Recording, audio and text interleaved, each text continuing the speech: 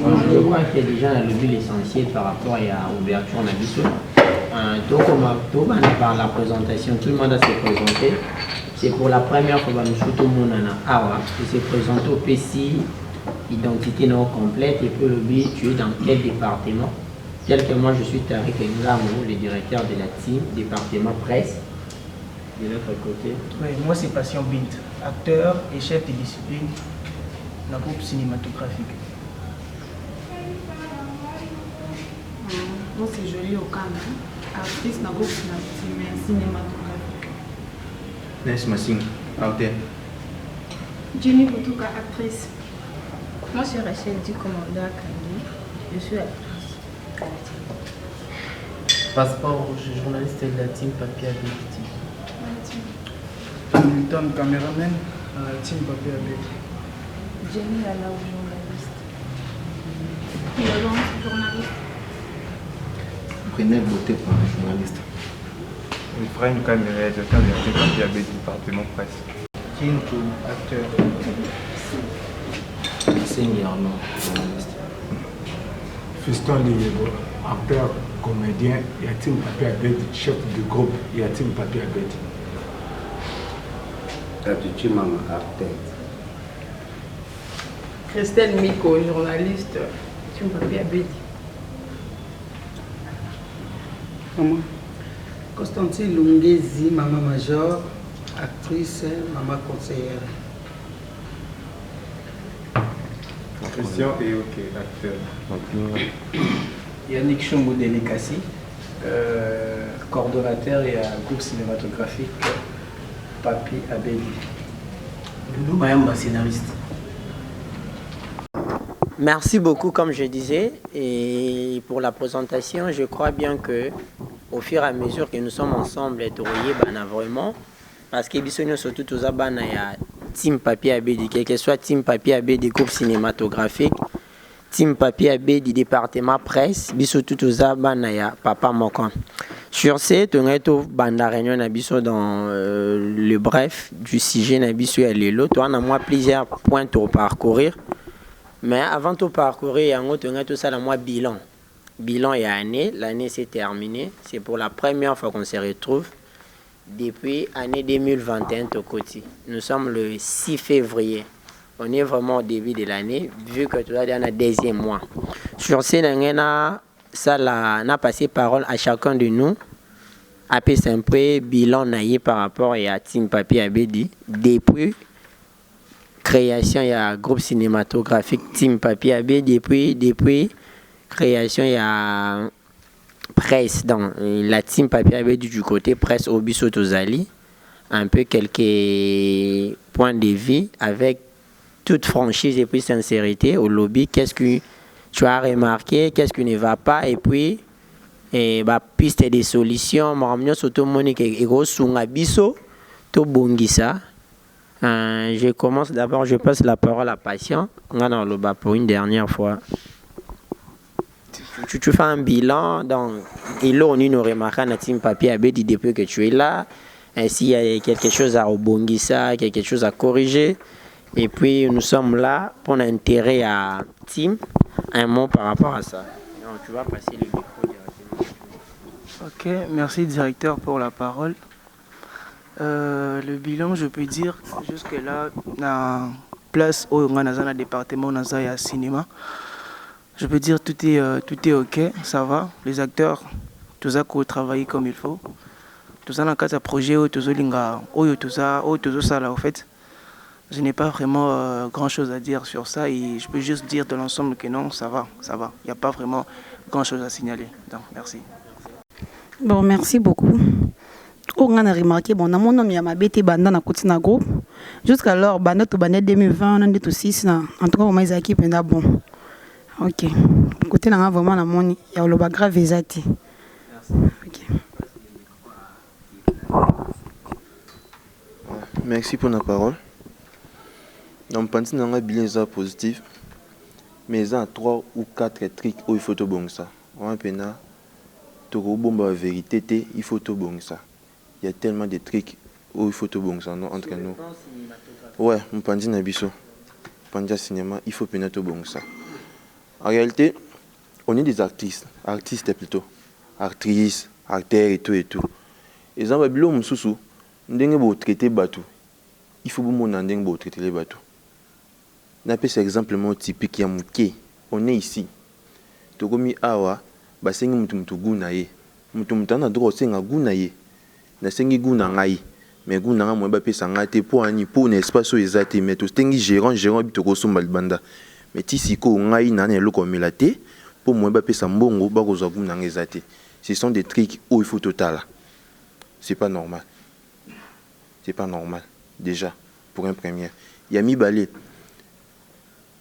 être un chef ezate ko manipuler baninga. Non. Chef eza muto ala sabaninga nzela. Ndi balaksa biso yangwana. Mais chez nous c'est comme si c'est le contraire. Chez nous c'est le contraire. On dirait babilo msou ezaka pona ba acteur exemple pona ba chef balongola ngo. Pona ba chef balongola ngo. Ce qui est acteur exemple a état et vous avez problème makas mais si un chef a état c'est comme si on paye ça loba.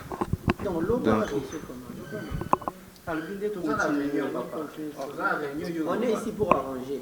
Ceux qui acteur exemple a état ils ont problème. Et que ça a un problème. Mais ce chef est état, on dirait état chef ils ont un problème, ça passe. Pour nous,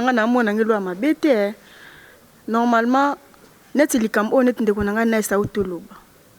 Na groupe ba chef baza biso pe bana pe tozali. Mais faut pas comprendre biso. Faut pas comprendre biso vraiment. So ba comprendre biso parce que pour musala ezaka pona ba chef te. Chef akosa musala ye mokote. Musala eza pona biso pe bana. So biso bana to tshelo bo onde musala ekeli boso. Donc berrer nyonso o neti ezoleka na groupe o na sa utoloba. Yonga pe ka ngena loba. Pour naïe na oumeli vraiment non mais ils sont déjà positif pour tout qui est bien. Merci. Merci pour la parole, mais je n'ai rien à dire. Je suis nouvelle, donc nous venons entendre ça à bilanter. Merci.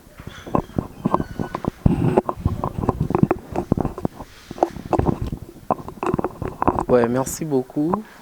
Bon, pour moi le bilan est positif parce que entrant dans la team Papier Abedi Télévision, Nakuta, donc toi qui n'a pas 300 et quelques abonnés, les autres déjà n'a 3000 et quelques, et autant revient à 4000. Donc le bilan est déjà positif. Donc ils ont fruit à Moussala na biso to travailler dur. Les autres toi qui monétiser, t'es Nakuta chaîne à monétiser, mais les autres comment monétiser chaîne batbo futama. Donc Moussala les autres salama. Donc c'est ça ce que je peux dire. Est-ce que je peux encourager que non? De continuer Moussala, de bosser dur parce que seul les autres commis à niveau to commis et grâce à boulot, grâce à Moussala. Donc to koma place oyo tozo linga to koma kaka grâce à Moussala. Donc c'est ça que je peux dire. Je ne pense pas que j'ai vraiment grand chose à dire. Tout est positif. C'est pas vraiment beaucoup de choses parce que je me dis un bilan, il faut préparer les gens. C'est pas à prendre par surprise comme ça et tout. Donc tout est bon. Je n'ai pas vraiment grand chose à dire. Dans le département de la presse, pour la salle, on a 6 mois, 9 mois, 8 mois, on a 1 mois. Et là, on a fait le nom de la chaîne Papi Abedi TV. Pour la chaîne, on a système 12 et régulièrement trop. Tokuta na biso tout mais au sadima que donc na ko na 12 to pesa na ni bras ni mbotete to bimi to sedeki mais ko kota awa juste kana groupe nan directeur na biso na Tarik et Yambeliga ayambela ngai donc et ça la vraiment bien yo moko to Marlos pas mal donc vraiment bilan na rosa na 1 mois na awa na boulot ndenge zo sala mafama pour na ngai eza positivité donc ça vraiment positif nyonso dans les normal mais to bon sagaka afin que ndenge frère nanga lobi to koma na ba niveau oyo biso nyonso to zoluka to donc to koma quoi 6000 7000 abonnés 8000 et pourquoi pas 10000 donc nyonso et kozalama dans les bons soka musala et sala mapnya makas bolingo za pnya donc makas vraiment a na sepela ki pona ebe ke lelo na komona susu balbi na zap Balbin, bonjour Balbin. Donc, on s'appelle Maracas. Donc, on a un Balbin, on a Miko, on a un passeport rouge. Passeport rouge. Donc, on a Santa Mango, Macas, on a s'appelle Macas. Tant bien que Réunion à l'élo dans le département, soit presse. Mes frères, mes sœurs, je vous aime beaucoup. Merci.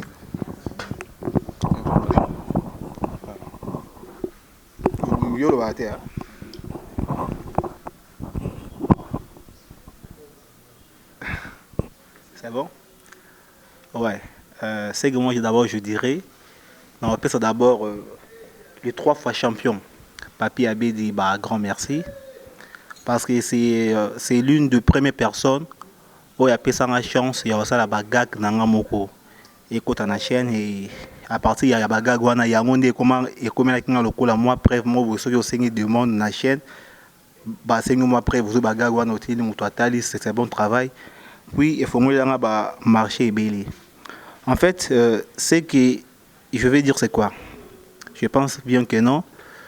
Il y a 3 fois champion. C'est que moi j'aime pas. Ils ont d'abord Kozana les Kamoumen au bana Kolobango Nasima Sima. Moi j'aime directement dire ce qui est vrai. On vient de faire tournage Yabagag.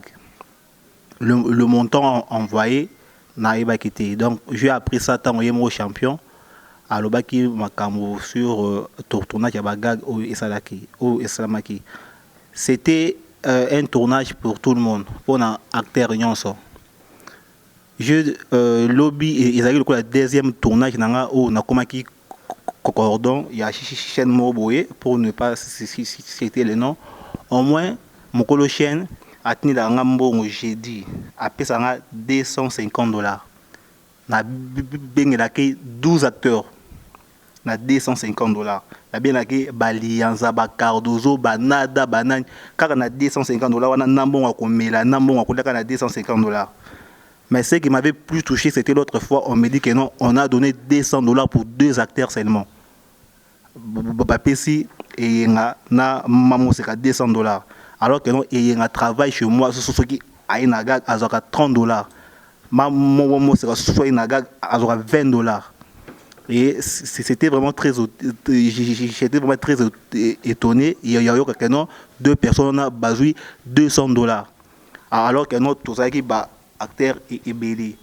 Donc tant on a eu quelqu'un où ils ont vraiment des caméras qui non depuis naïki na team les caméras betinga li baku makasi yangwana. Alors avec $200 on pouvait appeler au moins 10 acteurs. Ba Modero, ba Mukwata, ba nai 10 acteurs. Acteur oyo azo caché à $50 na gag o na ebi na patronage na kinagizaka Aïda na vide de loi ici li. Nyon so watikali bazo ba $30, $20, $10. Mais voir 2 personnes bas à $100 vraiment, quand on est on a parlé des avantages. Le champion nous a promis plusieurs choses, mais jusque-là, tout ça quand tu as travaillé, mais nous avons d'abord intérêt à bisoter de l'eau. Mais au moins, on donne, toujours mis pièces à 2 fois, on sacrifie des transports. Il y a des gens, ballon à musique. À Kinshasa, on a dépensé 5 000 francs au rep. Et tant aux gens on te donne encore 5 000 francs de transport. Je ne sais pas, tu viens na rep. Au Bani Moussa de 8h30, tu aussi ça. On dépensé 5 000 francs pour y et pour aujourd'hui sur 5 000 francs. De ce côté-là aussi, et bien ça va bandero na biso et belé les bakou makasi. C'est aussi quelque chose à revoir. Sinon, nous avons toujours un champion qui est non. Le projet où pour biso et comme donc qu'on puisse travailler le plus vite possible que non. Toko manabit il y a des camous à Sengaki. C'est un peu ça. Merci.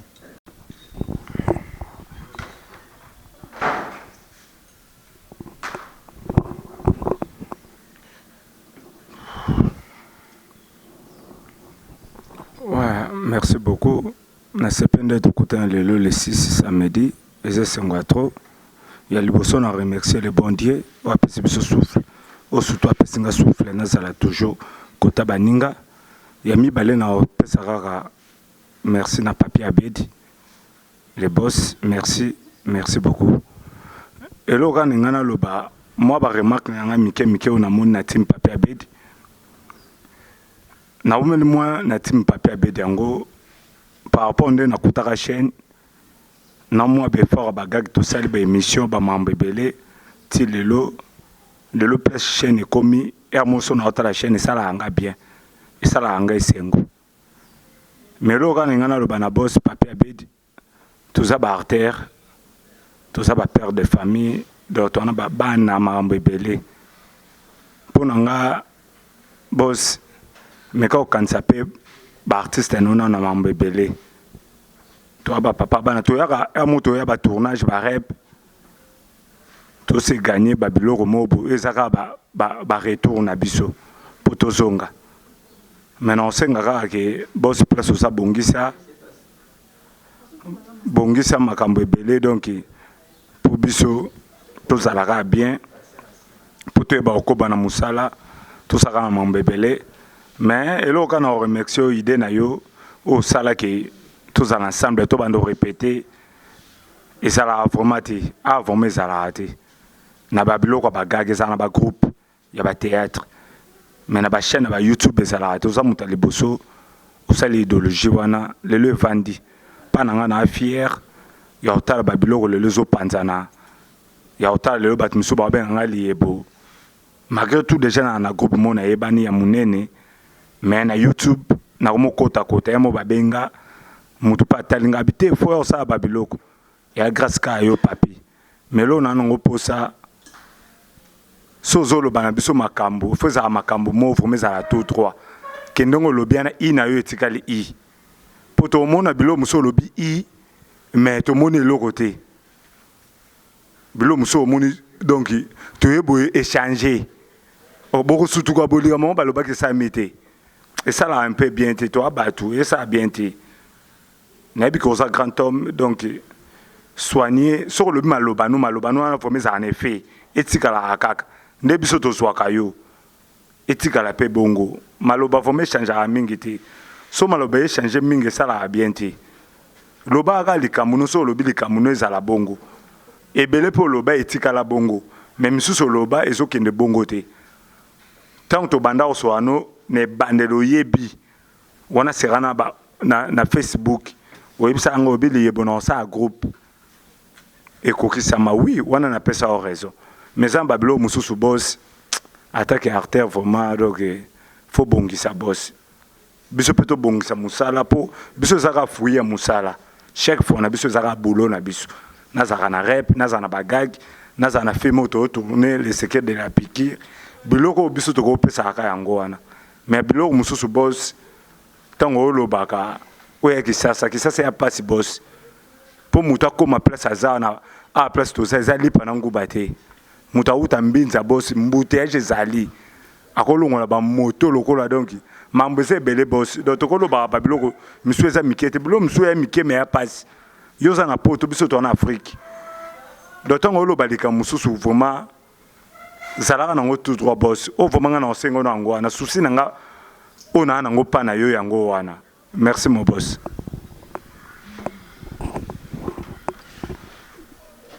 Merci pour nangana mona bileza malamu kasi toza un esprit d'équipe ne esprit pe musala ndeto tamusa musala po kende libuso. Merci na sukiana.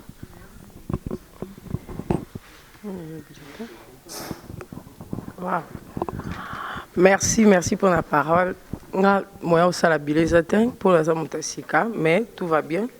Tout est bien sauf qu'à cœur on a déclaré que moni musala onga ndo sala ngote chef ngaza ki nga danseuse mais da boulot mo tellement na linga ngo mingi na comme journaliste kolobela makamka ya wazi quoi mais ti e comme bien musala mo funa sala on a comme musala donc moi berrer mo boye o boko timbela ngo palanga fu boko corrija nga non ke koloba on a ndenge mo amabe moni biso la musique to utila ba guerre makasi surtout ya obeba na donc so mto lobi na ngelo monga kuna boya de fait so mto lobi na ka bonga sikamba moko siko musala so be un esprit na awa on a luka na joate ya moni mutu mususo yebi ke osali moi remarque bon merci na bandeko na nga basi Jenny balbin boze belé o bo conseiller kinga merci na bino penza mais sauf que conseil on so opesa muninga tuza basi Donc sur quel cas moi mabe ko betano libaku te peut-être na beta libaku po na ebi ke na kende na ndinga musique chef.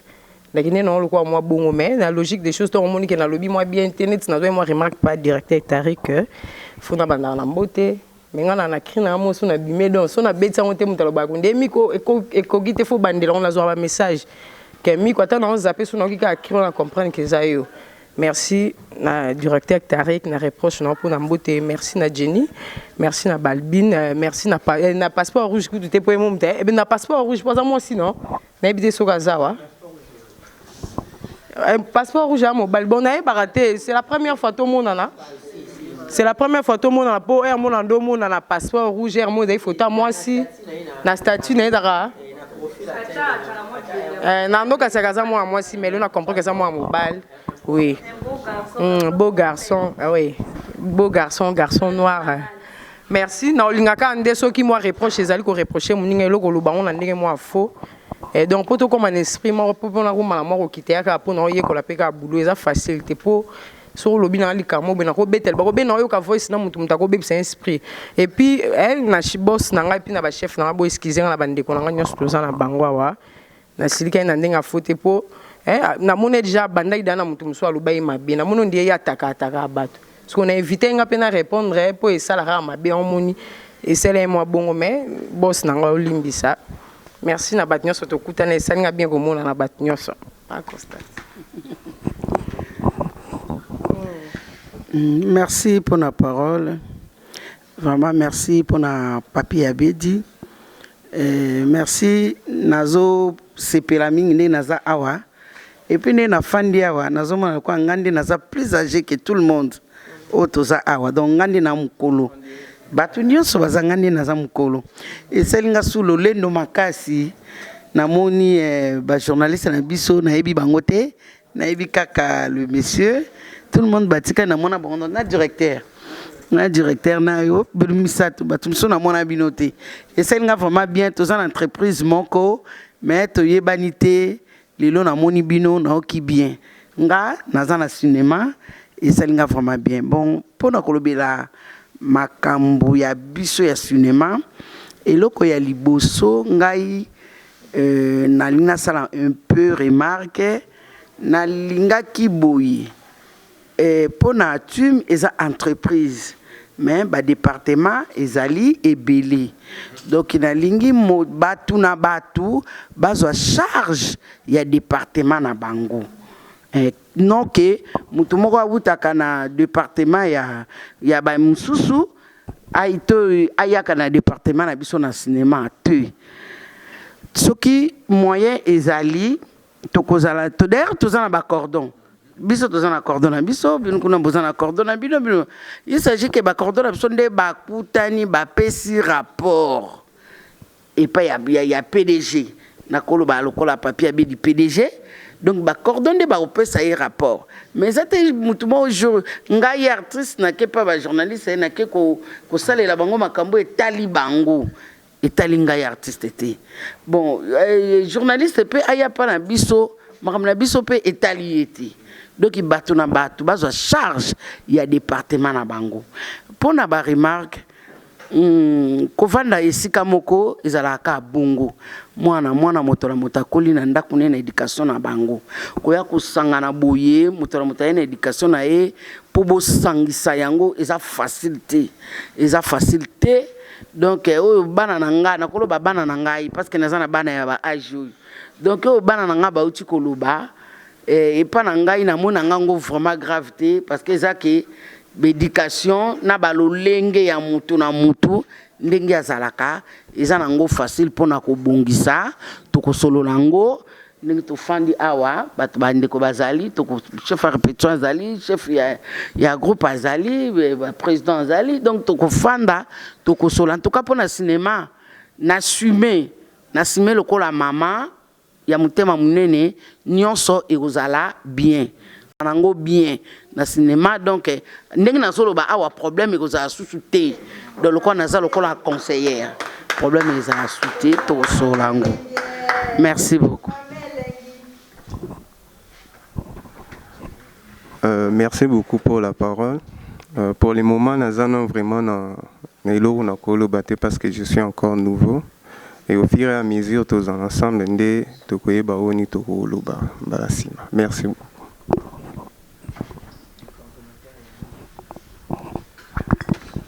Bon, merci beaucoup. Namoni Laura, on dirait que tu as directeur na réunion, comme la toujours un message na champion. Maman fait tout sur l'année biso monde tout sur la a to yokana quoi. De nature, je suis pas vraiment trop loquace. Na loba penza ming tenga linga ming musale salema. Depuis na team, toujours bunda avec les amis pour to atteindre projet, to atteindre objectif ya papi Abedi. Malé, donc jusque là depuis to y donc encore le bilan est vraiment positif quoi parce que to kutaina batu misusu ozo kanate misusu azo bodé misubu tellement que to ebi ko comprendre batu donc tozo ke na malembe to ke na malembe nde baloba que rien de tout ce qui est grand est facile.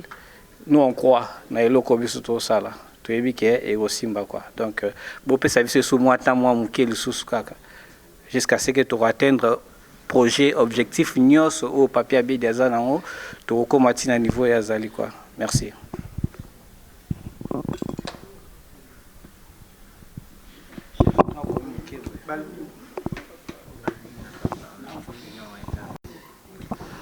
Merci d'abord pour l'endenge bo accorder nga tana loba, merci pour la parole.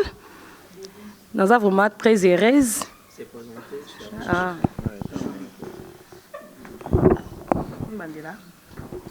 Merci pour la parole. Nous sommes vraiment très heureuses. Nous sommes membres de la team Papi Abedi TV. Nous sommes journalistes dans la team Papi Abedi. Nous sommes BM, la surnaturelle de la presse congolaise. Nous avons vraiment. Premièrement, nous avons merci par Jésus-Christ pour le monter dans la hasard. Il y a un jour au Kutanaka Susu. Nous avons un team Papi Abedi TV. C'est ceux qui n'ont pas pu par rapport à bilan. Qui si na team Papi Abedi le bilan est positif parce que tu outil musika toujours que ne peut musika na auto comité mais quand même ça va toza banda na kati ya libota be compréhension izala kame toza trop malamu ko kweya avantage ya ko kweya izala pas muto a telema rapide donc tozo kweya toza kana souplicité ya ko telema donc to se comprendre quoi yango ndi avantage na biso na kati ya team Papi Abedi ndeka boss na biso alobaka ensemble nous sommes forts donc toza pe na kati ya bolingo makasi na kati ya team Papi Abedi mingi olobeza la mingi te le bilan par rapport à autre na moment auto lekisi bilan penda ezo promettre le bilan est positif le bilan vraiment est positif. Merci beaucoup. Merci beaucoup, je suis tellement content de qui va réaction à bino nyoso. Na sepeli makasi mutu s'est défoulé à lobby ou à kokoloba. Quant à moi, na rosa un bilan depuis le 4 avril 2020 si le 6 février 2021 parce que si la première réunion que j'avais présidée c'était le 4 avril 2020. Donc, comme je disais souvent, la team Mutabanda team est à Mingai. La première personne va contacter à Kinshasa à travers notre cher ami Epi Misamu. Je l'ai salué depuis Paris. Il m'avait appelé Tariq. Nana balance moi funa chao sala. Nana contact moi bazan Suède benga obosola. Faut gérer chez moi par ta Kinshasa. Donc je suis toujours reconnaissant vers elle parce que c'est grâce à elle ne m'a tout salama. C'est grâce à Yende Mamono sur Salama dans là où elle est, na pissé bambota trop. Depuis le 4 avril, le 4 avril 2020, l'autre le 6 février 2021, pour moi je dirais que le bilan est tellement positif. Pourquoi je dirais positif? Parce que quand j'avais pris la team, tout ça qui a 42 abonnés. 42 abonnés. Aujourd'hui, Passeport Rouge a relevé qu'on a presque 4000 abonnés. C'est un grand travail, c'est un travail de tuton. Oui, ça a mis non seulement Ranabiso, également na bino nyonso boza vous avez pu partager ba lien à l'émission bosengi ba proche na bino ba s'abonner na chaîne bosengi ba tout nyonso non ta l'émission na biso tala ce qui a pu faire qu'aujourd'hui les champions Abedi Lobaka ensemble nous sommes forts vraiment l'union fait la force n'est pas belge ba Lobaka. Le bilan il est tellement positif par rapport à ba comportement na biso na ba imer na biso. On est une vingtaine de personnes dans la généralité tu as vingtaine tu es l'équipe parce qu'il y a des absents donc chacun de nous azana moi piscose na a une mentalité une façon à réagir français c'est lui qui veut un ami sans témoin va mourir sans témoin donc il faut aussi porter ninga na ba maramunios tu uti na ba famille différente tu uti na ba il y a des milliers différents. Donc, il faut se supporter dans tous les sens. Pour moi, je dirais déjà que c'est tellement bien. Pour te payer, ça n'a pas idée, tout se partagera. Ou à mon qui a soulevé. Je vais beaucoup plus parler sur le plan et à Bissau Bata Presse parce que c'est l'endroit où je contrôle mieux. Nangam groupe cinématographique, il y a les chefs qui sont là-bas, il y a Doudou, il y a Yannick, il y a également Liebo, il y a Marc Constant, il doit contrôler la Minkuna. Ngaza beaucoup plus sur le plan de la presse, vu que je suis journaliste de formation. Vraiment, sur le plan de la presse, le bilan il est positif parce que les journalistes Nyon, surtout tous Arana Bango, ils se sont donnés à 100%. Je donne l'exemple des passeports rouges. C'est un grand travailleur, un grand bosseur. Vraiment, n'en parlons même pas. Je prends également l'exemple de Jenny Alao. C'est quelqu'un qui a su supporter les critiques. Bamara Munoz aujourd'hui, elle est parmi les meilleurs journalistes de la team Papi Abedi. Donc, je parle également de Brunello à côté de Sika. Par rapport à rendement, c'est vraiment quelqu'un oyo. Il faut tout anaye, tout chama beaucoup parce que c'est lui. Et bateau biso pour ma casse. Je dirais également pour la Balbine Massengi, autrement appelé BM. Vraiment, je vous dis merci beaucoup. Et puis, je vais faire un coucou à notre ami Yolande Baka, Baka Jika. Donc, après plusieurs temps et absence par rapport à ma problème familial à Zaïna, problème familial à Zaïnango. Vraiment, on est de cœur avec toi, c'est la famille. Et puis à notre ami Hamilton, après un long moment d'absence, vraiment on est ensemble, la team Yango. La team Yango, comme je dirais, le bilan il est positif. Il est positif parce que nous avons un problème au tous les cas nous avons le meilleur. Et puis également Miko qui nous a apporté seulement sur cette lancée. Nous voulons seulement le bien de la team. S'il y a un reproche, il y a une critique, c'est seulement pour l'évolution de la team. Vraiment, je suis très content. Pour moi, comme je dis, le bilan est positif. Non, le bilan Mambo, où ils sont à côté, mais je parle seulement de ce qui est bon. Sur ce, on passe à deuxième point. Deuxième point à Réunion Nabiso. Je suis sûr et certain que Binonio Soboyebi, le pourquoi nous sommes là aujourd'hui. Merci beaucoup, ingénieur Marlos. Je crois bien que de basculer dans le deuxième point Nabiso. Mais avant de basculer, je voulais donner la parole à nos deux amis au Bayer Retard. Malgré tout, les retardateurs ont toujours tort. Vu que tu en as besoin de Yokavi à Moutounioso, j'ai passé la parole à Mala et puis à Hilda. La question est à Boye. Tu fais le bilan depuis aux Arana Team Tilelo. Parce que c'est une nouvelle année. C'est la première réunion de se réunir en 2021. Hilda, écoute la question. Vous faites le bilan. Vous s'est présenté d'abord votre bail, tu es qui dans le cadre de team. Vous allez le bilan dépôt dans la team Tilelo. Qu'est-ce que tu as trouvé de mauvais, ni nous trouver à malam. Et puis s'il y a quelques pistes de solutions à donner au lobby.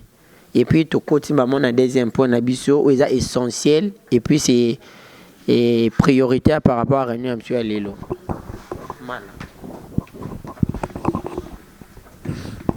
Bon, babinganga mala nas acteur cinéaste na team Papi Abedi Bilan dans l'année de 2020. 2020. Bon. Bah chef Bakumba biso bien.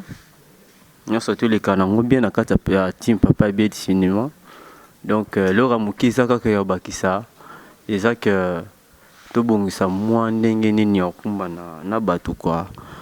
To ebi répétition de bandaka 9h. Et c'est là qu'à 14h. Na mususu nde patron moko nenga lobi nando aussi là 17h. To kotango. Maintenant to kotango te. Et bon mususu acteur kokuta nango pe le niveau ba palais. Pe na ba niveau mo boye pe a cause pe problème. Et mususu pas pe temps pe ya ko yebisa te, mususu pe ya signaler te brusquement. Mais là mususu ko ça l'effort. Ouais, mususu na ba réitère mususu à 1h du temps à 12h. Mususu ba nenge mo boye. Mais muto ba comprendre yo. Et ati. Mais toi battu biso tout. Toi bactère. Biso nyoso toi bactère, il faut mutu ay bande ni na ko kena mutu. Tango yo kena nga bongo. Ah, ngape na bullet. Ah, yo kena nga bwendeni. Ah, ngape na ko motel lot. O sala nga net ba ne mo bo moni siko na ndenge siko ezake soki mutu ya ba ndinga ba retard bongo. Mo ke ba pesa mutu punition. Ke bakata mutu na ninga ba transport na yo mo ate ke muninga ba tutu ba zo ndenge mo yo bakato siko mona mo ba mo pe ba raison valable. Ni na za ana na robela na ke ozo tonga na ye mo retard mais na signaler parce que na jamais charge té. Bakato la faux. Wana faux, wana tomato ba mo na faux ba kuma biso bongo te soki esenga ke pour na retard mo punition. Punition mo buya or maramuno ya bala. Or marabala nanu. Punition vraiment maramususu, punition vraiment que loko retard, il faut ya mususu na ba ata kombo ata maramususu. So retard ina tata bien maman. Tu na convocation, précision convocation des parents. C'est ça. Donc c'est ça donc pour na retard vraiment il faut tout banda tout bande nini ya ko respecter heure ya travail vraiment pas que ça vraiment donc m'a remettant bon la langue calme m'a comme la langue calme vraiment à part ça monsieur César nango moyen le baiser pour on est entre nous quoi. Actrice na structure team Papi ABD. Bon, pour moi je dirais que bilan jusqu'à maintenant est positif parce que depuis que je comprends que tout et chacun de nous a un comportement naïe, nous avons une éducation naïe, donc bilan est vraiment positif. Et j'aimerais assez que tu continues bongo. Bon, pour les familles, la famille, le problème ils ont raté et problème je pense qu'ils ont toujours une solution nango. C'est pour cela que je disais toujours que nous avons un comportement naïe. Il suffit seulement de comprendre que nous avons un problème dans le tout. Donc, bilan est vraiment positif pour moi. Là, c'est selon moi, bilan est positif. Je pense que c'était ça la question. Merci. Intervention, il y a Hilda et puis il y a Mala. Je crois bien que nous soit ici à Vinae, nous sommes libre par rapport au Loba. Maintenant, nous voulons passer à l'autre point du jour.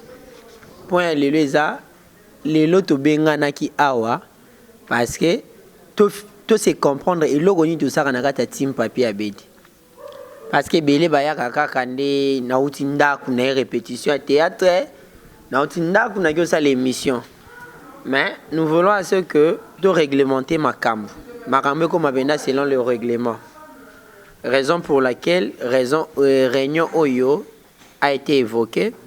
Tout nanana nous tué bananu musala tout ça randeni ogenda musana ndako pe bayebi biso tout ça na ba team Papi ABD yango ezalaka nini ezalaka wapi raison pour laquelle avec les bonnes idées à patron na biso Papi ABD il a voulu assez que tout réglementer makambo tout comme légaliser mamobele comme moi na ordre. Raison pour laquelle la réunion d'aujourd'hui, Isali, nous allons passer à un point tellement crucial. Il y a qu'à signer un contrat. Qu'à signer un contrat d'une manière vague, quoi. Mais il y a des propositions au Moutuno Sotoa Rotala, soit à mon CPLICIE, à qu'à signer. Si CPLICIE, on est libre. Nous sommes dans un pays démocratique. Dans la démocratie reine. Dans ce monde, il y a un proposé un papier où on a yebi na ngote, na comprendre ngote. Au luki tam soit avocat mo bo luki mutu mo boye parce que c'est les contrats. Ce qu'on dit miango ils a légalisé hôtel de ville yeba ba ministère de la justice yeba ils avaient na notre un contrat. Au cas où au baby siango s'il y a des sanctions par rapport à contrat au subir ba sanction. Raison pour laquelle nous tenons surtout à rejoindre notification moi tout au là à comprendre qu'est-ce que je peux faire. Vu qu'il y a une personne qui est mieux placée pour parler de ça, je vais passer la parole à mon frère Doudou. Il va expliquer c'est quoi ma contrat surtout pour comprendre parce que nous voulons marcher dans il y a ordre, il y a discipline et habiter dans un poto biso za na Kinshasa. Donc poto bana ba structure na ba tambola nango. Azana ba entreprise na poto alingi à ce que to tambola ndenge moko na batu na ya poto. Ko tambola ndenge mona batu na poto izaka na mnokote. Izana mikanda na ba papier. Raison pour laquelle il y avait un avocat qui était instruit. Il a composé les dossiers par rapport à la proposition, il y a Abedi qui est notre patron. Et puis, la proposition, c'est Pélicio. C'est bon. Je peux passer la main, je peux jeter l'éponge. Raison pour laquelle je dis, j'ai passé la parole à Doudou, qui est mieux placé pour nous expliquer Mambouana. Nous sommes dans une assemblée Oyo, ils ont permettre Bisoto partager et le moins Malonga. Tout y a journaliste Bazali, théâtre Bazali. Donc, tous les sont théâtre été, tous les journalistes été. Donc, tous les différents de tous Sangani, faut tout y bani dans pour trouver le meilleur dans Makambo, tout ça pour ça, tout ça là. C'est très important. Tout garder mon kiba attitude bonne et vous permettre Bisoto progresser. Ok, par rapport au contrat, tu repères sa biso, tanga yango, hein? Muta likapé tanga yango. Ils ont 20 articles. Je vous informe déjà, les contrats à 20 articles au moto il faut attendre yango. C'est rédigé par l'avocat responsable, soit l'avocat ya Papi Abedi SRL. Il a expliqué pour la bateau éviter. SRL veut simplement dire société à responsabilité limitée. Voilà. Donc, aujourd'hui, le directeur Aouti Koloba Awa que désormais Papi Abedi SRL est communini entreprise. Donc l'ongola esprit na yo que ezaka mo établissement moroboyé soit mutualité soit regroupement moroboyé quelconque, mais je vous informe tout haut que neto vandia awa désormais tozo vivre na katia Papi Abedi SRL, donc l'entreprise. Oyo siko bino nyonso boko mabanani ba travailleurs soki okolinga ko signer contrat soit makambo o ezali awa intéressé yo. C'est ça. Donc soki makambo za na kata contrat intéressé yo té, la personne soit libre de faire quoi? De partir. Au cas moi parfois nazoloba, je suis simplement mandaté par le même Papi Abedi et par les billets à avocat naïe de dire ça, de dire tout ça. Il a prévu à Zala Awa, tout à l'heure là, mais déjà le roi Tobandi réunion, c'est pas respectable, les Roubando Yambaga, dans téléphone. Donc, Makambo is Awa, Awa Lelo is simplement pour les caméramans, donc les techniciens et puis Banani, journalistes. Pour les acteurs, pour les acteurs, il nous faudrait d'abord se concerter sur la certaine chose avec le chef et puis personnel. Après, Oana, Nesiko Togosa la payer, contrat. En réalité, dans une entreprise, la personne ne peut pas vivre sans contrat. Ils ont raté. Il faut entreprise. Et leur mot, ils ont couvrir entreprise. Et leur mot, ils ont couvrir paye. C'est ça. Donc, il y a un contrat. Question de ce que est-ce que natanga yango nyonso après na passer bino to na pesa bino ba journaliste c'est bon bino mutuna mutazwa azwa comme ça va nous prendre beaucoup de temps. Ils en ont fait un article. Chef, tu lis et fais un article Mtunia sur Yoki et puis il y a un journaliste. Chacun il y a un journaliste. Et à ce moment-là on fait quoi? Ils ont le exemplaire. Hein? Ils peuvent aller avec ça à la maison à comprendre en gros. C'était ça, non? Non. Et qui n'est pas à batouté. N'a expliqué. En réalité, tout le monde d'abord, selon Maloba ou Lobamaki, que le personnel soit concerné, base connaissance dans les locaux. Hein? Le maître avait insisté d'abord que tout n'est tout en haut, tout tangi, et c'est comme tu comprendre, tu es un peu explicité. Mais en réalité, dans la loi congolaise, moto avant qu'on signe contrat, il faut attendre yango. Donc il faut aïeba. Ce qui est à la difficulté parce qu'ils ont rédigé par un maître avocat. Tout ça, domaine, j'espère. Et vous en français, vous en moukié, hein, et ils ont plus yabango avec quelqu'un près de toi, à quoi expliquer yo. Yango ce qu'on a la linga qui procédé boyer. Local là, ezali entreprise. En réalité, la personne qui est censée expliquer bisouango, c'est notre avocat. Ou deuxièmement, ezali la personne où on a la charge des ressources humaines. Arrêtez de rendre bon dans les entreprises. N'avez pas s'est trompé. Les arabongo. Sikoyo, yopé, soromonique, tu as un avocat. Parce que toi, tu as un avocat au Kokiko, comme la biso, tu amènes ton avocat. Hein, à YP pour qu'il a explicité et pas inayo certains points où il comprendre était. Mais nga si ko nanga to sala boy.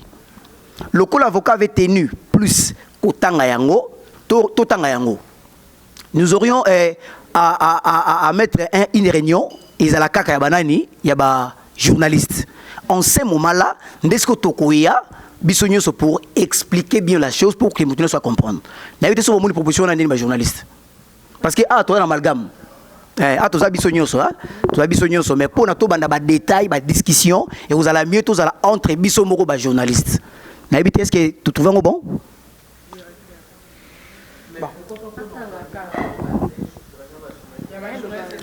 Merci la question. On a un passeport rouge. Na proposé qui yango mais le responsable a tenu qu'est-ce que d'abord batunyo sobamona hein batunyo sobamona lelo et après to keni da babilo où ezali un peu particulier et pas batuna batuni c'est pas ça répondre bien voilà tout en kaka to yango oui on peut faire ceci en même temps que tu lis s'il y a plusieurs exemples on remettre chacun des journalistes hein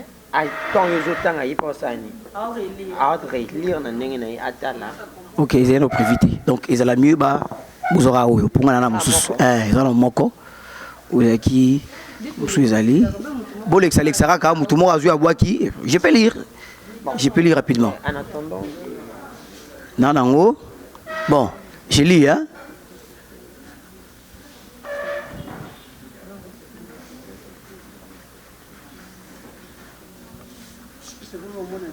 Très bien. Ok, contrat de prestation des services du journaliste Team Papier Abedi TV. Elle est sous-signée Team Papier Abedi TV dont le siège social est à Kinshasa. Le numéro vous sera donné après.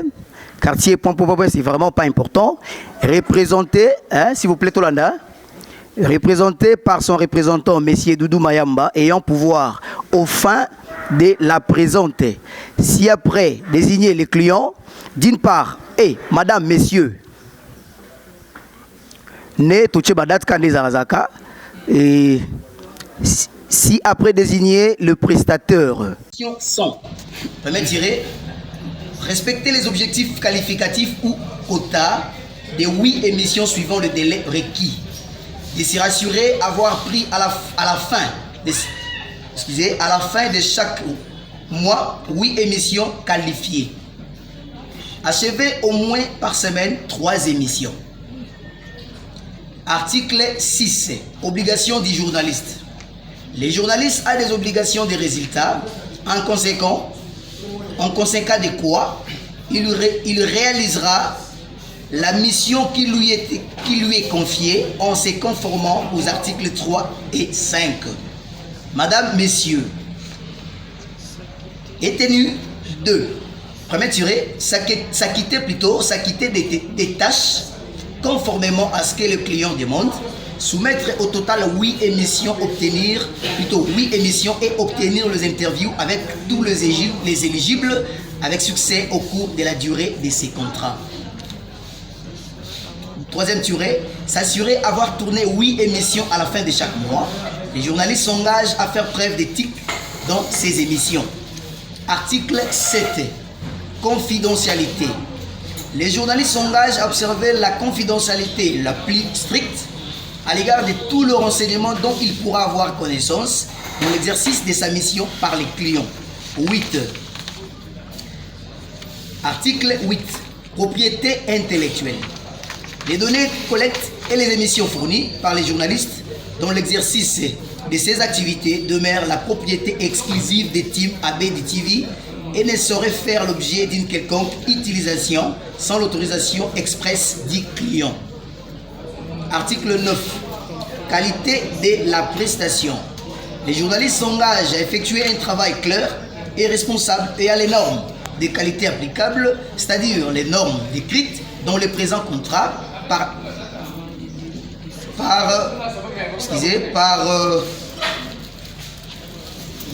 le client avant le début du service. Avant le versement total du paiement, le client s'assurera que le prestataire a concrètement rempli sa mission. Article 10. Le client s'interdit les droits d'effectuer des contrôles inopinés sur pièce ou lors de la présentation de l'émission réalisée par les journalistes. Si le travail du journaliste n'est pas conforme aux normes de qualité, le client aura droit de sanctionner les journalistes en retirant une partie lésée à sa discrétion des honoraires restant à payer. Cette clause sera mentionnée dans le code des bonnes conduites et spécifiera le montant. Le client se réserve le droit de rembourser des honoraires payés en avance si la prestation des services effectuée, selon l'appréciation du client, considérablement en dessous des normes de qualité applicables. Article 11. Responsable, couverture sociale et médicale. En aucun cas, le client ne pourra être tenu pour responsable des dommages matériels, corporels et moraux pouvant être causés par le tiers au prestataire ou par le prestataire au tiers dans le cadre des activités devant être menées par lui et faisant l'objet du présent contrat. Article 12. Obligation du client. Le client mettra à la disposition du prestataire tous les moyens nécessaires pour l'exécution de la prestation des services.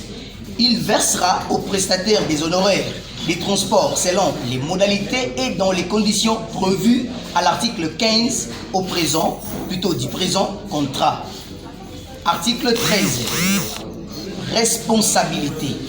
Le parti reconnaisse et convienne qu'en s'engageant par ces contrats, aucun des partis n'assure aucune responsabilité par aucun des activités de l'autre parti. Il est de plus convenu que, dans toute la mesure où cela est légalement permis, le prestataire défendra, indemnisera et tiendra à couvert le client et ses employés, directeurs, conseillers scientifiques, prestataires, indépendants et agents et les défendra et indemnisera par quelconque réclamation, dommage, responsabilité résultant d'un quelconque acte, erreur, omission ou de quelconque activité entrepris à ces contrats par la prestation et ou quelconque personne agissant sous la supervision, direction ou contrôle du prestataire, excepté si ayant été causé par des actes de négligence ou d'omission du client. 14. Dispositions financières et modalités de règlement. Dans le cadre de l'exécution du présent contrat, le client versera au journaliste une somme nette, vraiment discutable, on a lobby déjà, une somme de $60 américains, il y a qui est discutable, donc n'ayez pas vraiment des inquiétudes pour ça, il faut pas bouger ça mot. Comme honoraire pour chaque mois des effectifs, Cette somme est déboursée pour chaque fin du mois où le prestataire enverra à la direction 8 émissions complètes.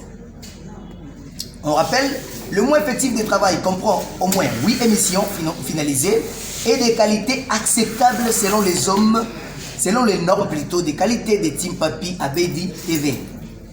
Article 15. Fiscalité. Il est entendu que tout autre impôt, taxe ou contribution sera à la charge du prestataire. Le prestataire accepte des dommages. Team pour toute demande liée, toute contribution, taxe ou impôt autre que la taxe sur la prestation, plutôt sur le prestataire des services, ainsi que pour tout coût lié au traitement de telles demandes. Article 16. Pénalité de retard. En cas de non-respect des dates de remise des émissions, la prestation sera possible d'une amende fixée par émission du montant des honoraires. Les pénalités seront retenues sans préavis sur les montants dus au titre des présents contrats. Article 17. Résiliation anticipée. Outre les cas d'un raccourcissement de la durée prévisionnelle du service à la discrétion du client, laquelle sera actée par le paiement final des honoraires mensuels restant dus, il peut être mis fin à ces contrats en cas de fautes lourdes, de force majeure ou d'un accord entre les parties constatées par écrit. Les cas de faute lourde s'appliquera instantanément. Il y a faute lourde au cas suivant. Premier tiré. Les non-respects des normes de qualité énoncées en annexe du présent contrat et ou par les DG de la team. Un comportement non respectueux envers des représentants des teams, d'autres collaborateurs ou des représentants. Les cas de force majeure aux fins du présent contrat, désigner tout événement ou toute condition non prévisible, raisonnable et indépendante de la volonté d'une partie et qui ne résulte pas d'acte, d'omission ou de retard de la partie qui sont prévoit. La force majeure peut résulter d'un acte ou d'un événement ou d'une condition dont la partie expressément accepté d'assumer le risque ou les contingences au titre du présent contrat. Article 18. Droits applicables. Les droits applicables au présent contrat et les droits congolais. Article 19. Règlement des différends. Tout différent né de l'interprétation de ces contrats sera réglé à l'amiable entre les deux parties. En cas de désaccord, le tribunal du travail le plus proche sera capable de départager les deux parties. Les deux parties reconnaissent avoir pris connaissance du présent contrat. Article 20. Élection des domiciles. Pour l'exécution des présents, les parties élisent domicile à leur adresse respective. Et à Kinshasa, point signature du prestataire, lui approuvé, Team Papi Abedi. Voilà. Où ils allaient qui locaux là, article et contrat, automatique un peu autant en haut. Et sans doute. Stikano.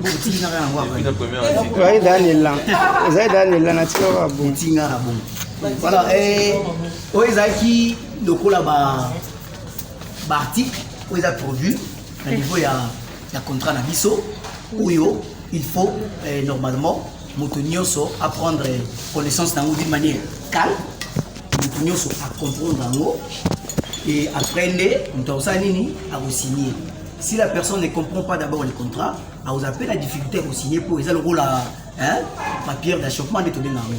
Donc Bissonioso, il faudrait vraiment tous avoir connaissance, il y a les locaux et après pour les cas de signature, il y a d'une manière calme pour que Motonioso a les aider. Voilà. Ouais, je m'adresse aux journalistes. Bon, ma partie intéressée beaucoup plus parce que c'est trop vague. Les articles, les cas par rapport à les honoraires à fin du mois. $60 discutable. Non. Je voulais assurer que je ne sais pas si nous allons nous entretenir en privé. Tout peut ça n'a pas idée parce qu'il va dire c'est discutable. Oui. Si nous pouvons nous entretenir en privé sur réunion ici, qu'est-ce que nous pouvons faire? Parce que je sais que par rapport à la condition sociale à qui, nous doit déjà vendre $60. Je ne sais pas si certains d'entre nous seront d'accord. On va essayer de discuter après. Donc, pendant la rectification, pas une émission. Je ne sais pas si émission, ça va analyse, ça va balader. Analyse, c'est une émission. Oui. Balader, c'est une émission. Tout est une émission. Qu'est-ce qu'il fallait si c'est un bilan, il faut retourner. Parce que l'analyse, c'est une émission. Moi, souvent, je fais passeport rouge et puis Jenny. Ça analyse sur les 4 ans, 5 ans de disparition à Marie Missamou. L'émission a frappé grave. Tomati n'a pas dit cas. Donc, c'est déjà quelque chose. Et là, ça force, il y a. Et puis, sur cette pièce, l'émission doit suivre les normes. Les normes par rapport à quoi? Les normes là. Les normes là vont suivre selon les normes journalistiques. C'est ça.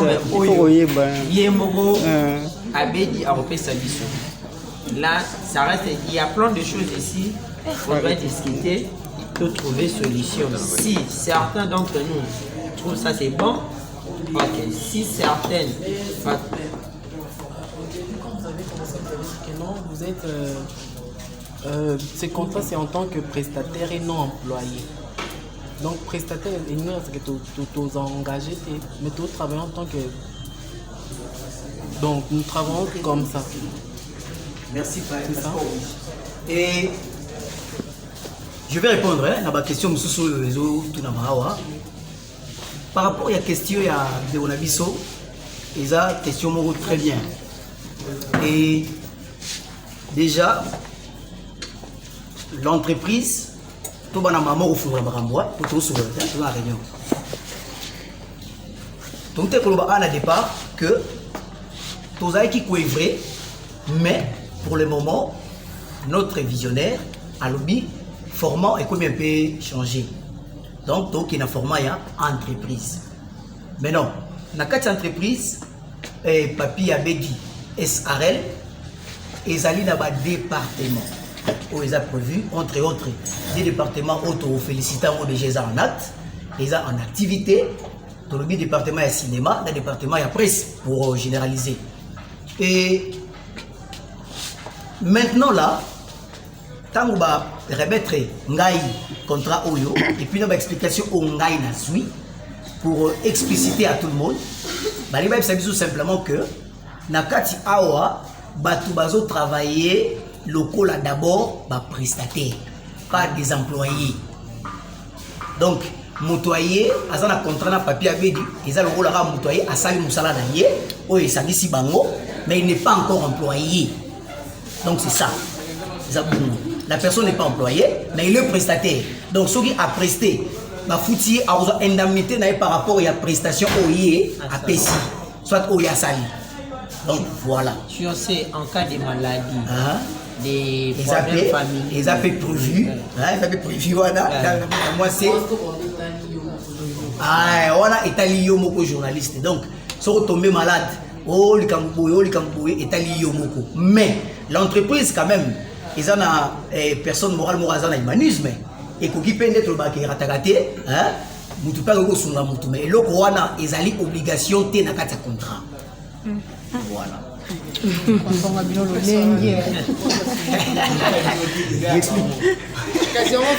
So ya biso yo kuvana nyembo. Na kuvana nyembo.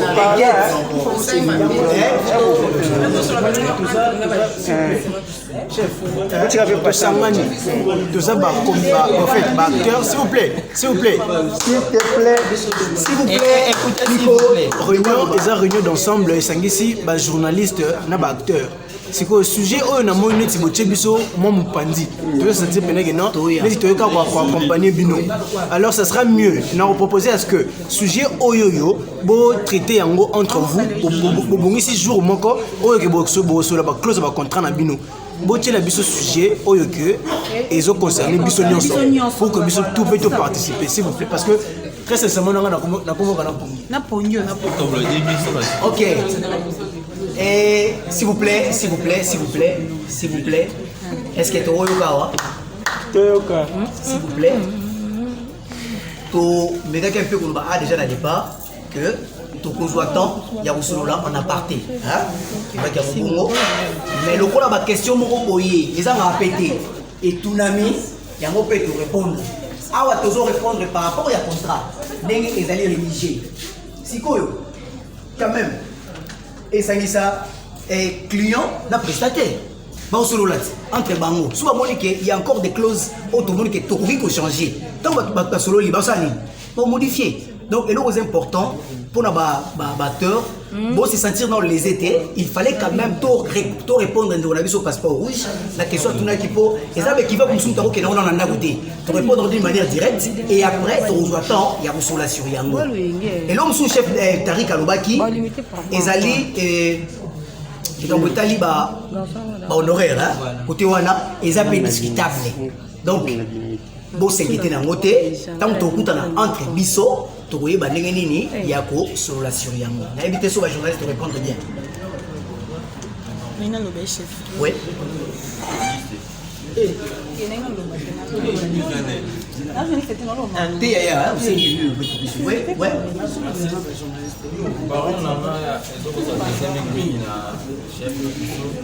à moins que je me trompe, est-ce que Papi avait des agents journalistes pour le coup?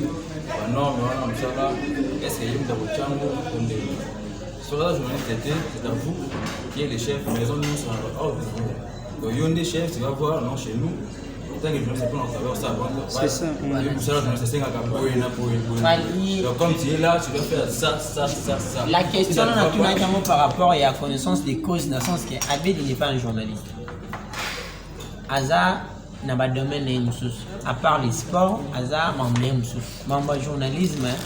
On peut dire entre parenthèses, à Royer, bon, on a déjà à la Ranabiso, mais en réalité, vraiment, il n'est pas dedans. Non. Raison pour laquelle on a une question, si. Parce que comment on va contrat, les contrats, ça demande plus d'éclaircissement. Au Yéba, est-ce que c'est un directeur qui a pu savoir ordre? Pour moi, si on peut savoir ordre, ils ont toujours à l'avantage, il y a Master Nangai, passeport rouge de cette émission, c'est clair, très clair. Non, coincé, non, coincé, même si moi, il est karaté dans le journalisme, mais dans l'examen.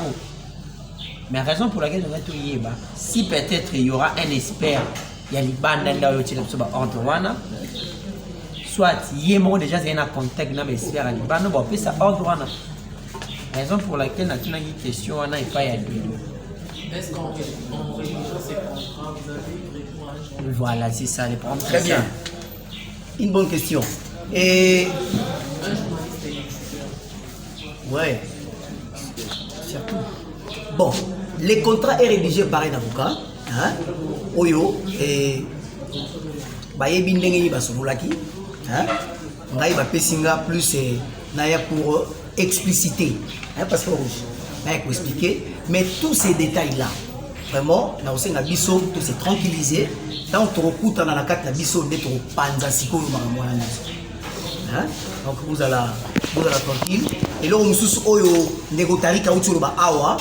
Na ningi mbala moto ke na vif ya makambo sous poto progresser hein. Tout tika la mingi retourner awate. À part ba journaliste, tous à la deuxième département, on a déjà l'activité, autre département il y a cinéma. Donc il y a aussi des cinéastes. Désormais, on a là la contrat na bango, on a bango. Et maintenant, j'ai été aussi mandaté pour parler d'une chose, c'est très important. Dans ce biso, tout le monde bien place. Et déjà, quand on parle de l'entreprise, il y a déjà qu'on a dit biso que tout le monde peut que tout ça là département. Donc, ça nous prouve déjà que dans une entreprise où il y a divers départements, n'est-ce pas qu'il y aura une équipe de supervision? Donc désormais, on nous informe que nous aurions une équipe de supervision. Donc un bureau d'études où il y a la connaissance sur tous les domaines où il y a la team Papi Abedi. Donc tout le monde, la carte Papi Abedi et Sarel. Désormais, il y a la bombe. Donc on a désormais,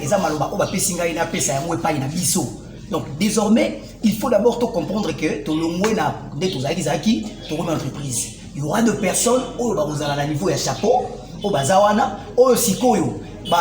rapport, ils ont un département, ils ont un comité de supervision. Le comité de supervision, et ça, le rapport, et pas un patron.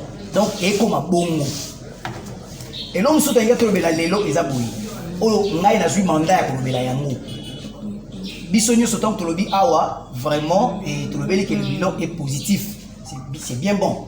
Ils ont bongo par rapport au travail au Basali déjà et le bilan est positif. Mais là comment au papi a insisté qu'il y a un gros makasi ils allaient aspect revenu. Aspect revenu. Dans une entreprise, n'est-ce pas tant vous entreprise et autres ils apprennent à travailler à espérer retour dans nos pays et là retour dans nos pays il faut ezala et il nous avait dit que il m'a dit plutôt que après ça qui revenu au journaliste basali autant de moi au basali à niveau groupe c'est vrai. Est-ce que tu reconnais un mot revenu alors ben que non revenu financier ils qui autant au journaliste va gagner attend on nyoso et au journaliste va cotiser attend nyoso basali. Est-ce que tu as un mot? Voilà. Oui, chef, il y a un pour aider. J'ai un passeport rouge, c'est bon. Abedi a dit bien que côté Moussala, Boussala. Mais il faut qu'on multiplier mes efforts pour mettre à l'ordre certaines choses. Donc, pour structurer ma campagne. Par rapport, il y a un revenu. Il a dit que, moi, on a mis sur Boussali, et revenu il y a $80 respect. $80 au bio côté ici comme revenu financier. Donc l'espace va tant au sur Boussali. Positivité, il y a bilan à Bisso. Et mon année plus, nous sommes ensemble, on travaille, mais si quoi est élevé, et ça que seriez à Moussala plus d'engagement, si vous n'avez pas Moussala, il faut que monana pour que tant que azobi misambongo revenu dans mon pays et ça là. Il a dit encore quoi? Que c'est une entreprise, mais ce n'est pas une fondation. Dans une fondation, soit dans une association sans but lucratif, tout le monde va passer à la collecte, soit tout le monde va vivre dans le bazooka. Mais Awa, la fondation, c'est une entreprise. Donc, biso ba congolais, il faut toujours responsabilité wana. Il y a que se mettre au travail pour que tout s'attendre que revenu dans l'entreprise, il faut payer les gens. Hier, pour en réalité l'entreprise, le roi les a raté, que l'entreprise a il faut ne pas compter ça. Donc désormais, tant que vous travaillez, il faut vraiment tout ça là que tout cotiser là des raisons, il y a ça, contrat au yo. Donc ces contrats, ils ont prouvé simplement que maintenant la chef pardon Thomas et donc désormais Moutounio doit travailler à côté ça pour pas ça nini ba futayi. Tu as dit que dans cette entreprise, même les patrons, même les DG ont appelé un salaire. Ils ont bon. Donc, il peut voir DG, soit le PDG de Bisso, il faut payer un salaire. Il y a un salaire. C'est nous, tous à la terrain. Il faut tout prendre sens, il y a développement humain. Et là, il faut tout travailler. Tout travailler pour que Bisso Moro paye tout dans futama. Désormais, l'entreprise a donné la posa ya eloko wana. À part des départements autres zanango, ba département mususu pe ezo bakisama. Question on devant tout na awa, eza bongo. Na cette entreprise avant muto comme engagé, alekano na temps moko boye, à s'assurer que asali musala. Sikoyo, ba tant onyo sobino musala ki wana, eza passé pour rien dire, mais simplement aligner si ok aller qui sabatunio son attend moko boya musala atala ba compétent de batika la pour repesa yé et loko ezo kokana vision na yé. Il nous parle d'une vision où est tellement vaste. Vision na yé ezara journaliste côté ba journaliste était côté ba cinéaste pété. déjà à la vision entre autres et construction, tout ça dans salon de coiffure, tout ça dans la maison d'habillement, tout ça dans la donc il y aura des diverses activités dans Katia Papi Abed SRL. Si vous bisonnez, il faut tout ça dans ma cassi, il y a pour ça que va revenir côté finance pay et ezana. Donc côté voilà, j'espère qu'elle explique bien. Et là comme sous offre et ba lelo. Alors biboui, na Katia entreprise Papi Abed SRL. Désormais ils ont siège. Ils ont siège donc un bureau. Oyo ba département nyonso et ko banako rendre rapport wapi à bureau wana na outro ba bien, il y aura une équipe de supervision. Par rapport à la question à chef Nabiso Tarik, Tourlobaka que déjà avec cette équipe-là de la supervision, na directeur, nous va préparer maintenant les normes qu'il faut remettre au niveau du département. Et l'autre, voilà, et qu'on s'allait mapper bongo et pas yaba cinéaste. Donc l'équipe de la supervision a travaillé en commun accord. Na chef na biso ya département ya cinéma pour qu'il va rédiger makambo oyo et qu'on a simplement pour le nom au etalika banani ba cinéaste. Explication côté wana eza bongo. Azana deuxième regret au photo lo bayango, il m'a dit ça. Alobi son grand regret est nini. Biso ba congolais selon yé toujours comprendre que il faut tout bosser makasi. Tout soyez que une personne ka o azwa tineli biso mbongo, tout zui mbongo wana, tout sali makamna biso et puis et si mais il faut tous en avoir projet où et pousser notre entreprise et ça la évolution. Il nous faudrait travailler sur le projet. Tout ça en place pour permettre que Maramou et continuer. Au lieu chaque fois, tout dépendra que non, bon, si nous avons autant, désormais Makamouana est associé. Ce qui a été bon par rapport au projet. Et puis, il y a un comité de supervision au bas du département à département et côté ici projet nango, on va répondre selon la structure que vous avez prévue. Donc, désormais, tout est que pour vivre dans la Papi Abedi SRL, il faut maintenir sur Azalana et l'autre lié dans l'entreprise. Tout est côté là-bas et il y a un cinéaste. Le cinéaste, vous êtes là pour le travail. Moi-même, je suis en début et ça m'a bêté, ça opinion, faut que tu aies il semble bon. Mais il faut tout y avoir un loco moko. Autre nous expliquer. Et net le solo ya bagag on a biso chintu et les acquis. Et l'opposé important, ceux qui au moins les lots basa la structure et fanda, ils ont pris $200 pour 4 personnes, soit pour 6 personnes, ils ont tout le baquet, tout 4 à suivre à biso pour te payer 30. Et l'autre on a les solo ya biso à wate. C'est une histoire qui venait Wapi et pas Yemoko Abedi. Faut te marrer déjà. Et là, Abedi avait bien dit. Na bengi bango baya basala na baoya biso. Pourquoi? Déjà on sous-entend que baza ba figure moko et ça déjà connu. Tant ba oya biso bako s'accoupler na bango. Boni bisa tout terme ya s'accoupler. Ba jouer na bango ensemble.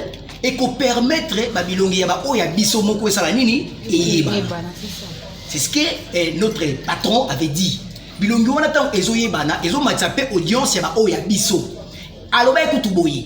So ekutu nazolo ba oya lobaki. Alobi so ekutu ka bosali bagag wana très bien. Et que na moni audience moko boye plus question robenga sou batu ya libanda. Et qu'on a mieux $200 wana ba oya biso moko ne basala nini ba liaka yango. Asali yango par rapport à la promotion. Donc, acteur, soit actrice, kobetano libaku na yangote. Alors, ba lisusu boye. Pona ba oya biso mo ya ndaku, bino boye na cadre ya ko tourner bo matisa eloko. Mais bino bo s'attendre dans un salaire té par rapport à la tournage à Gagoana. C'était bien dit. Mais plus, vous aurez des transports. Tous assurés bisognos ok, Mayalos nous avait apporté les transports. Tous les bisognos. C'était ça. Oui.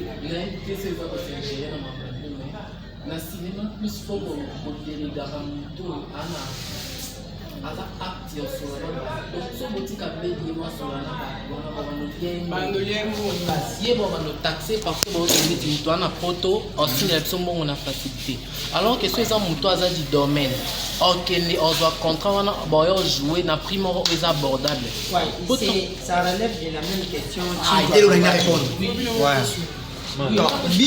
oui, Pasteur Rouge, tu as totalement raison. Hein? S'il vous plaît, s'il vous plaît. S'il vous plaît. Yango, chef Liebo, pardon.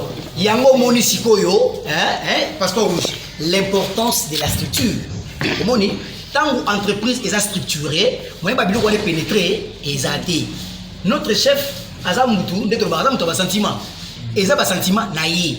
Mutu moko botan a bengi a sengi service basala siko pe photo tala ka angle asa mutu moko mzuzo kola tola muki boy mutu mo bengi na ndenge na yi bosala pardon chef na katete net semaine o vega o de azobengi to ka mate semaine a toke so déjà azobenga ai déjà donc semaine a pe to go ya pe to na semaine vega azobenga ai expliquer na déjà donc amotu bazolelela ye kaka tout ça là mais aboa écrit pardon na zo mo militaire aboyaki ke bango bamemaka baéquipe na bango alingaki biso team lokola ayesi bango naza déjà na groupe nanga naza déjà na groupe nanga eza Kinshasa soki bolinga napesa bino mbongo il faut botravailler na équipe nanga voilà pourquoi alobaki Yannick mais ma équipe bombati bokende kuna na gaga ata 3 personnes na kota et ça kokaba ya mutu ça n'a rien à voir ezambo on a pas ça n'a rien à voir na mambati akabi donc bon on a yé akabi to betsa na bakute na $200 wana te makamna biso chef pardon makamna biso egoya vraiment ya ebele egoya biso toza na projet na groupe na biso côté na biso cinéma to graphique toza na projet muneno esangisi biso makasi eza ya film o mindele mibale bakota poto ba cameraman bakotravailler na dudu na ngai na réalisateur na biso aza na Kinshasa awa bakoza loger to kota maki pendant 2 semaines et sika wana ton projet bandinde to komi ko futama mais na minute on to kotisi lo côté papa donc to senga na mbongo te wana nazo ko conjurer bino ko dudu pe yaki na système wana on a part na biso na chef na kosi dudu yaki na makamto futa ye par film na zuita rosola na ye na ST ah tout ça non makamto kende na projet na tina suka tango kokota tozongi na normal et puis okomoza moi eloko na yo a comprendre idée yango tozo senga na ba terre nyonso oyo amoni eza réunion aye na tendance ya mbongo il faut ba futa eloba na biso clair ata pembeni ngai na lingi caché bopesa moseka ngapi bopesa ngango tolobi mabete eza simple donc pour te betsa na mabaku te biso to se sacrifier to se sacrifier eza sacrifice mobimba to adhérer la vision ya moto to adhérer la vision ya papi tolobi non on va travailler comme ça to kendena pardon non donc il y a un projet oyo tina suka to komi déjà pembeni histoire yaki scénariste ya tangi to bandi déjà qu'on travaille en mot là je parle sur le plan côté na biso ya cinéma to bandi déjà qu'on travaille en mot ba o baza na WhatsApp ba yoka ki makambo lobaki peut-être biso to zota la $20 wana mais lui il va le plus to comme ça likambo tina suka passeport rouge. Donc, biloko wana déjà ne sobo ba keto misa code de bonne conduite, o yotorochiango à la portée de tous, mutu na mutu atala ayeba ndengeni à vivre. On a cité dans le passeport rouge à l'ODI, le travail continue. Hein? Moussala Ezo Salema, mais à partir il y a Tito comme le mercredi déjà, mutu na mutu ozoa kaka appel par rapport tout ça dans le groupe, toyeba comment procéder pour ma mutali ko kuta un avocat, ko ça ma contrat et puis ko on met un peu ma casting to moni bana va travailler bana on faut bazo sous moi chaleur hein donc tout ça la monde bon donc le ko réunir biso makasi d'abord c'est le contrat voilà fini merci beaucoup j'espère que biso tout yoki ce qui a été l'essentiel ya réunion à part Selvin ndem d'ailleurs retard vraiment les retardataires ont toujours tort il faut tout notre passeport rouge bien Jenny va vous expliquer vraiment nous sommes arrivés à la fin on a évité parce que tout a été dit. Sur le plan ambitieux par journaliste, nous allons nous concerter entre nous afin de pouvoir trouver une solution par rapport à ce qui nous concerne. Et il y a un acteur, ma cinéaste et Goya, je crois bien que tout le monde va revenir par rapport à ce qui va se passer. La réunion que nous mettons, je crois bien que s'il est déjà, je ne sais pas s'il y a quelqu'un qui va ajouter quelque chose. N'invitez sur le Cameroun parce que tout a été clos. Voilà. Je crois bien qu'on avait commencé par la prière, on doit finir également par la prière. Et Maman Constant, au Kamba Kibisone Bandili, J'aimerais bien que tout élément comme ça, tout ça, prière aussi, Malika, Maman Constant, ça me